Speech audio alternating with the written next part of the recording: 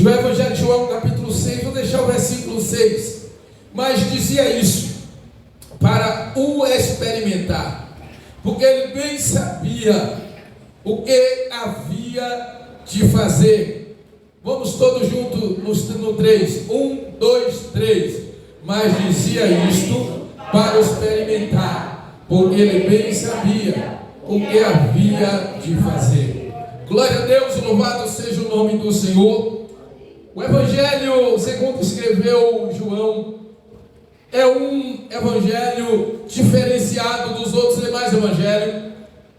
Porém, esse evangelho, como o evangelho de Mateus, o evangelho de Marcos, o evangelho de Lucas, todos esses 4 evangelistas, eles narram esse fato, este milagre da multiplicação do pão e dos peixes.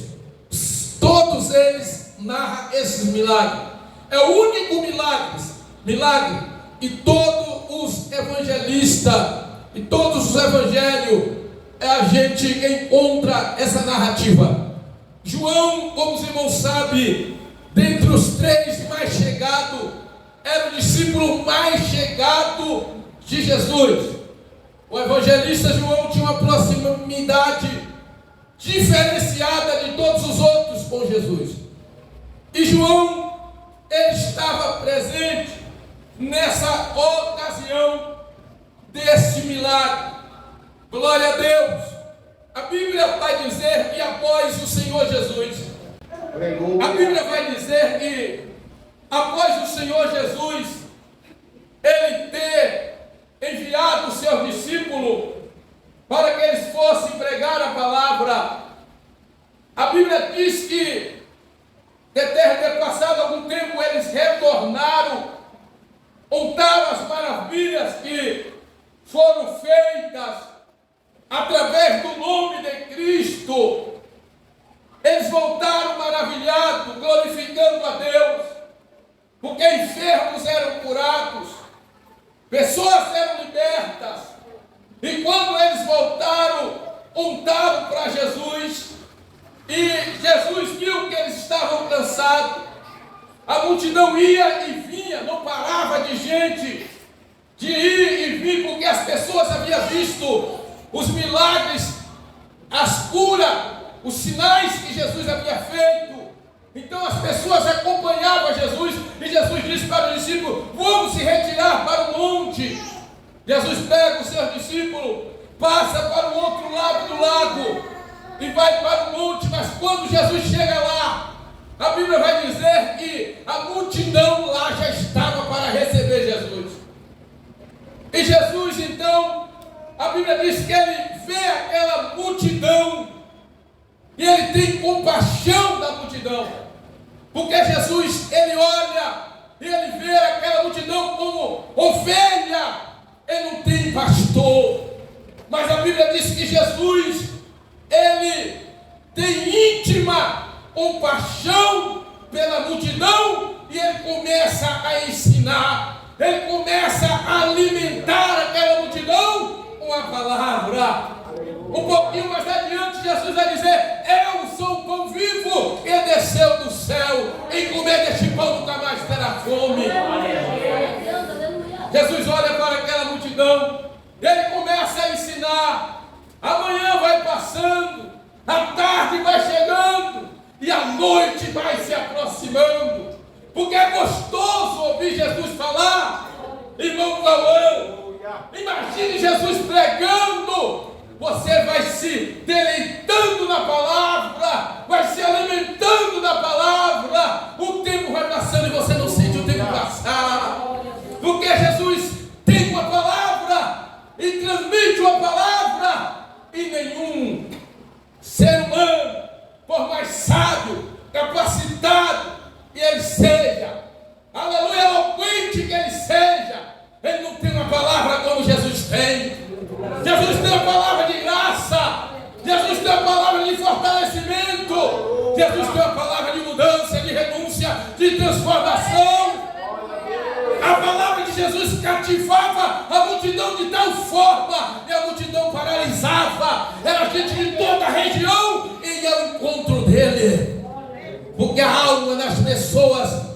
estava sedenta. A elite religiosa não tinha o alimento e as pessoas precisavam, mas Jesus tinha. Como Pedro disse, só tu, Jesus, tem palavra de vida eterna.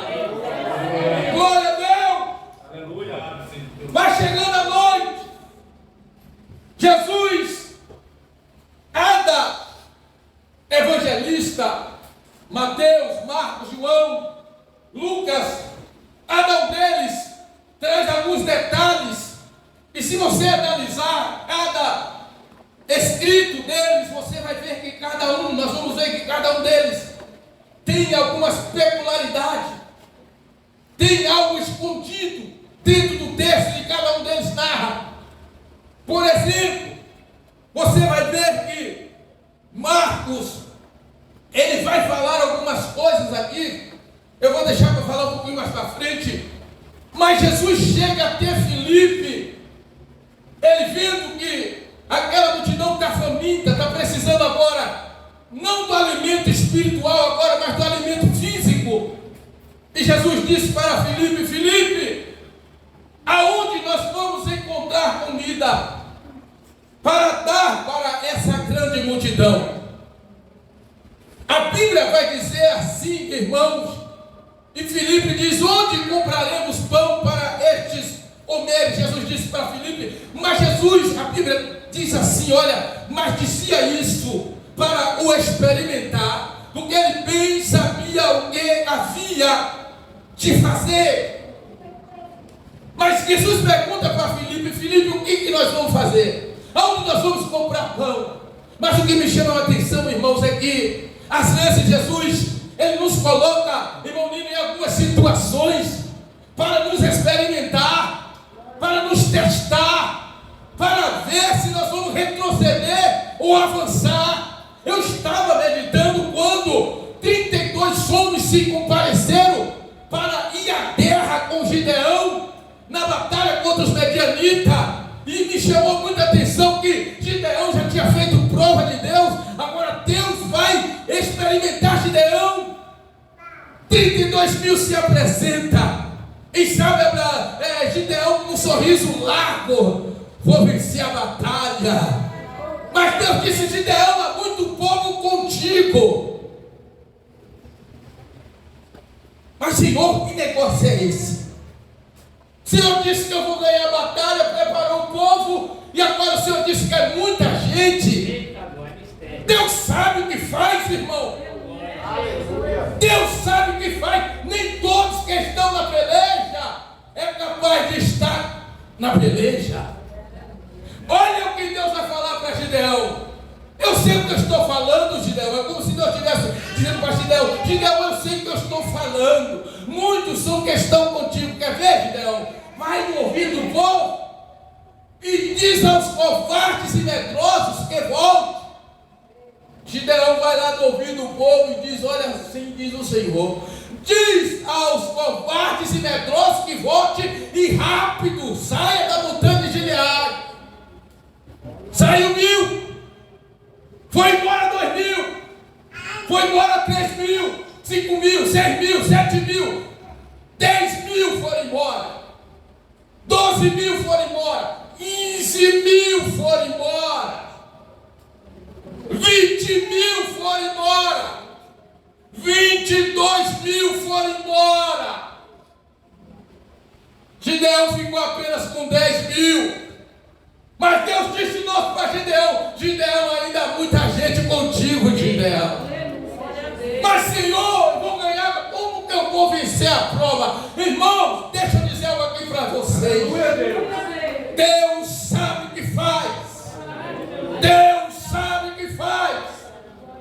Ele não perde o controle de situação nenhuma na nossa vida. Deus sabe o que faz. Gideão, ainda há muita gente. Senhor, só tem 10.000. Ainda há muita gente. Quer ver, Gideão? Leva todos eles para a água. Aquele que dobrar o joelho e beber água, separa. Aquele que beber água como um cão, separa também. 9.700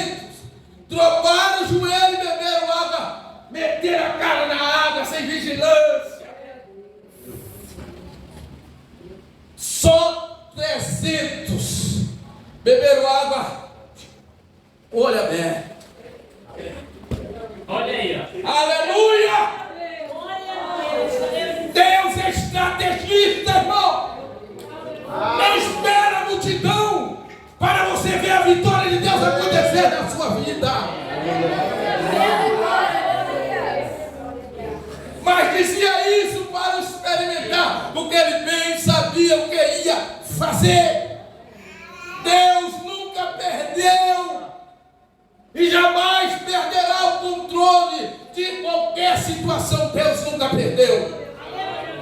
O ser humano, o homem, a mulher pode se perder controle de situação, mas Deus não. Eu já vi pessoas, às vezes nós mesmos, olhando para a situação que está em muitas igrejas, a igreja hoje e o mundo lá fora, a gente diz assim: está tudo perdido, está tudo fora do controle. Está fora do controle do líder, está fora do controle do governante, mas não está fora do governante do universo, não está fora daquele que tem todo o poder. Ele tem o controle de tudo, irmão. Ele tem o controle de tudo. Filipe não sabe o que fazer, mas André está do lado, e André está ouvindo Jesus conversar com Filipe. André era aquele que levava as pessoas até Jesus. Você sabia que foi André que levou Pedro a Jesus? Pedro era irmão de André, André era irmão de Pedro, e foi Pedro, primeiro João Batista disse: aquele ali é o Messias. André foi atrás, depois disse para Pedro: olha, nós achamos Messias. André gostava de levar as pessoas a Cristo. E André está ouvindo, André sabe que ali tem um menino. E ele pega aquele, irmãos, Deus é maravilhoso. Não espera ter muito para fazer alguma coisa para Deus. Eu vou dizer de novo: não espera ter muito, não espera capacidade. Começa a fazer hoje. Porque quem tem falta de sabedoria, peça a Deus, que Deus dá e não lance o rosto. André, ele tem talento. Irmãos, Deus deu uma porção para cada um. Para cada um Deus deu uma unção. Ninguém tem a mesma unção. Nós temos a unção que vem do Espírito, mas cada um Deus deu uma porção. Por isso que cada um se contente com o que tem. Oh, glória! É maravilhoso ler a Bíblia, irmão.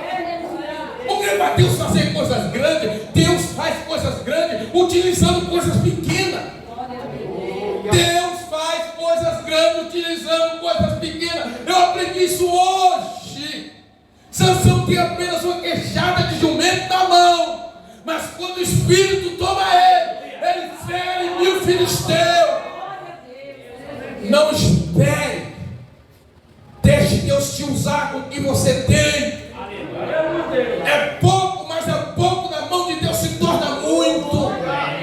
É Deus que capacita, é Deus que usa. A Bíblia diz em Coríntios que Deus escolheu as coisas loucas deste mundo para confundir a sábia.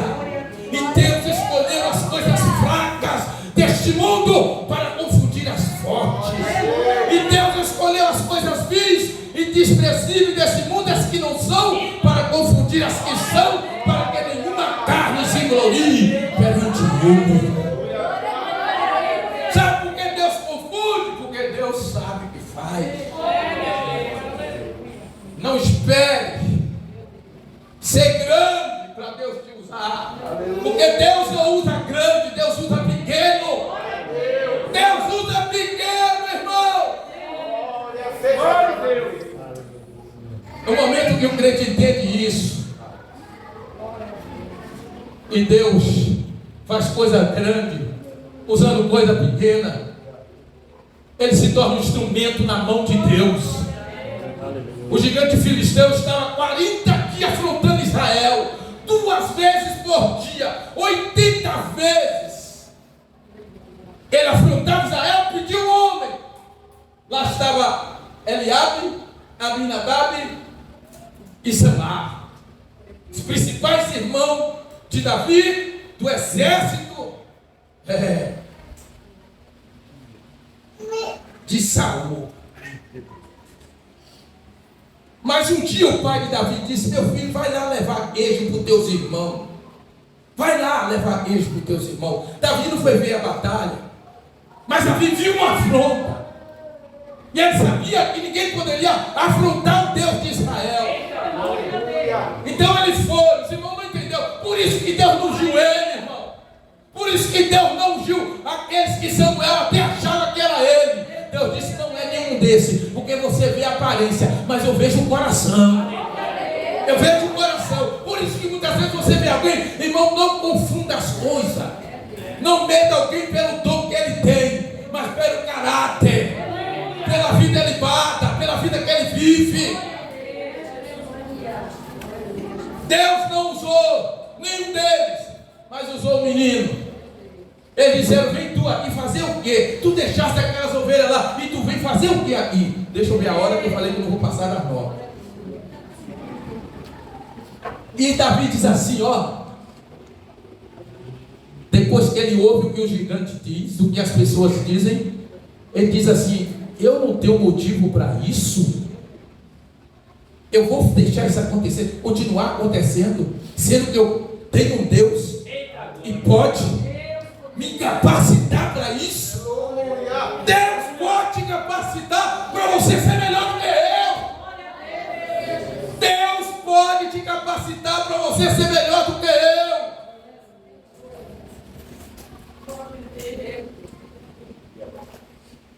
Aleluia! Eu vou adiantar, mas dizia isso para experimentar, porque ele bem sabia o que havia de fazer. Deus jamais será pego de surpresa. Deus jamais será pego de surpresa. Ele já sabe de antemão o que vai fazer. Descansa o teu coração. O dia de amanhã não te pertence. Uma vez aprendendo a colocar na mão de Deus, deve saber que Deus vai fazer alguma coisa. André está do lado e diz: Senhor, tem aqui um menino, um jovem.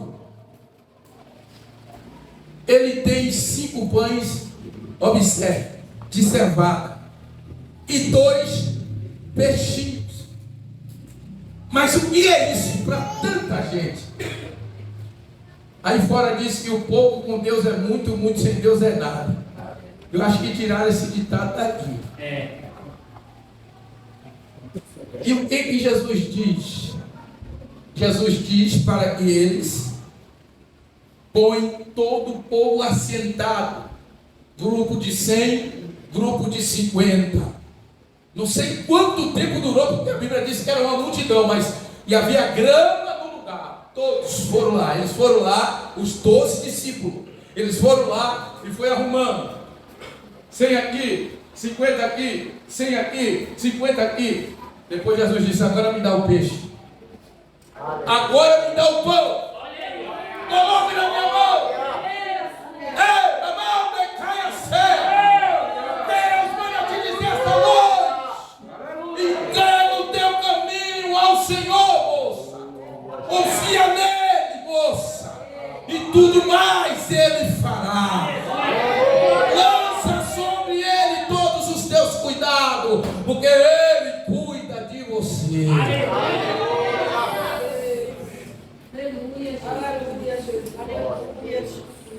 Eu queria muito estar lá, mas o Senhor não permitiu que a semente fosse germinar naquele tempo, mas agora.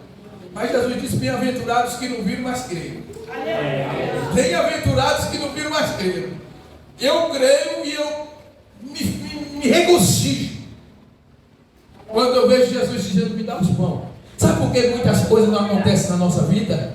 Muitas coisas deixaram de acontecer na nossa vida porque a gente coloca na mão do advogado, coloca na mão do médico, coloca na mão do amigo, coloca na mão do juiz, coloca na mão do gigante, mas não coloca na mão de Deus. Não coloca na mão de Deus. O dia que tu colocar na mão de Deus, tu dizer: Senhor, está nas tuas mãos, vou dormir, vou descansar, vou acordar e no outro dia eu vou dizer: até aqui me ajudou o Senhor.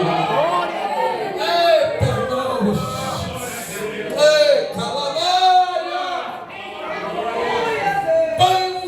Pães de cevada.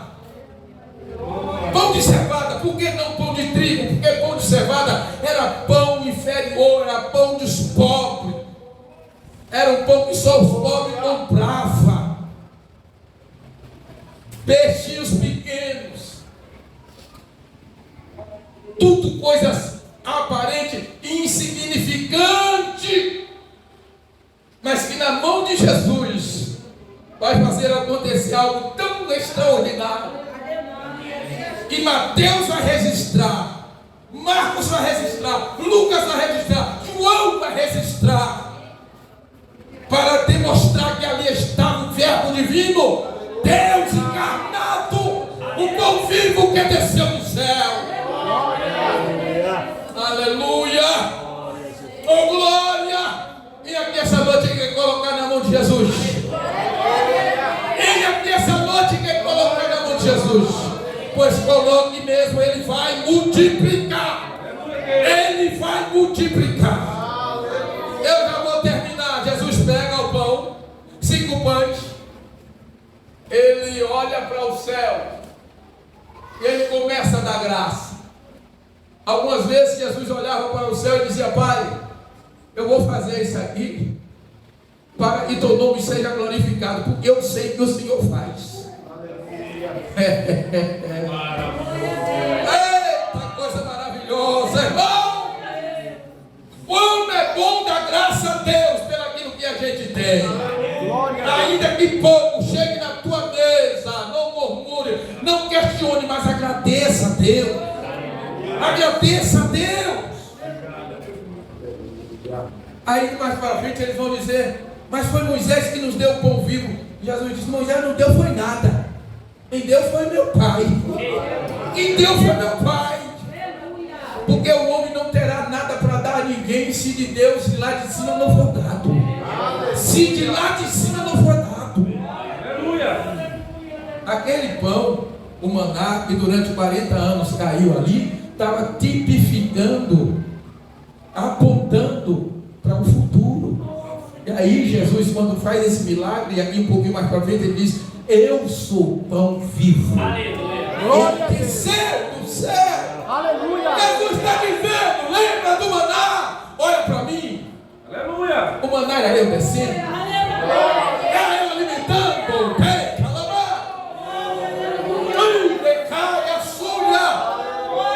Nós, a igreja, temos um pão vivo que desceu do céu para não só alimentar a nossa alma, o nosso espírito, mas fazer acontecer na nossa vida aquilo que nós colocamos na mão dele.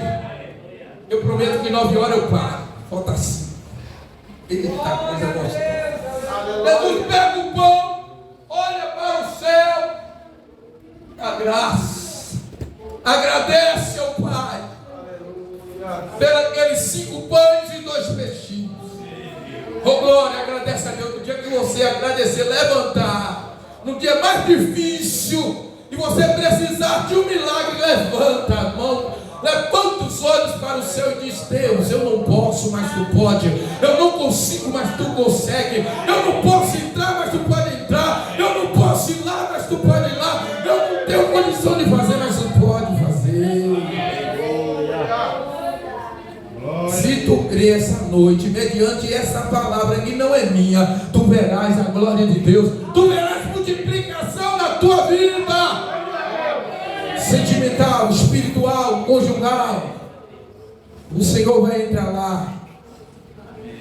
André, irmão de Pedro, disse: Jesus pega o pão, parte o pão, chama os 12 discípulos e vai dando um pedaço de pão, pedaço de peixe. Ele diz: agora vai distribuindo para o povo. Eu não sei explicar como aconteceu, porque milagre ninguém se explica. Milagre é inexplicável. Então o que Deus pode fazer aqui essa noite, irmão? Olha aqui. Tudo é, isso foi Jesus que disse, tudo E é impossível ao homem, é possível para Deus. André disse: o que é isso? Como se ele dissesse assim: isso aqui não é nada para toda essa multidão que está aí. Jesus disse: traz, põe na minha mão, rapaz. Põe na minha mão e tu vai ver. Põe na minha mão e tu vai ver acontecer, irmão. Exercita essa fé essa noite. Exercita essa fé essa noite. Porque sem fé é impossível. Sem fé é impossível agradar a Deus. Não tem situação impossível para Deus. Os discípulos saem distribuindo a todos que estão sentados. Eles vão distribuindo, vão distribuindo, vão distribuindo, vão distribuindo. E o povo vai comendo, o povo vai comendo. E o interessante é que a Bíblia diz assim: que eles foram saciados. Eles não comeram como o povo no deserto. Não queria mais maná, não quero mais maná, não quero mais maná, eu quero carne. Jesus diz: tu quer carne, é? Eu vou mandar codorniz. Soprou um vento, codorniza para todo mundo. Foi lá no Enendu, catou codorniz. Eu quero carne, eu quero carne. Irmãos, se contenta com aquilo que Deus tem colocado na tua mesa. O salmista diz assim: duas coisas eu te peço, não me dê nem a pobreza e nem a riqueza, para que empobrecendo te negue, ou que me esqueci o resto. Mas enfim, ele pediu duas coisas. Isso é coisa maravilhosa. Você está rindo de mim, né, minha? Porque eu esqueci. Mas enfim, irmãos, eles comeram tanto que saciaram. Saciaram, não saíram pelo nariz igual os israelitas lá no deserto. Comeram tanta codorna e saiu pelo nariz. Morreu um monte deles. E outra coisa, irmão, não quero imitar ninguém, não. Se na mesa de um tem picanha, tem contrafilé, eu posso comer uma vez ou outra. Não picanha, mas pelo menos picanha tem. Enfim, mas fica com aquilo que Deus te deu. Eu falei para a minha gata esses dias, eu falei para ela: olha, eu estou satisfeito com o que eu tenho. E principalmente com a senhora. Aleluia!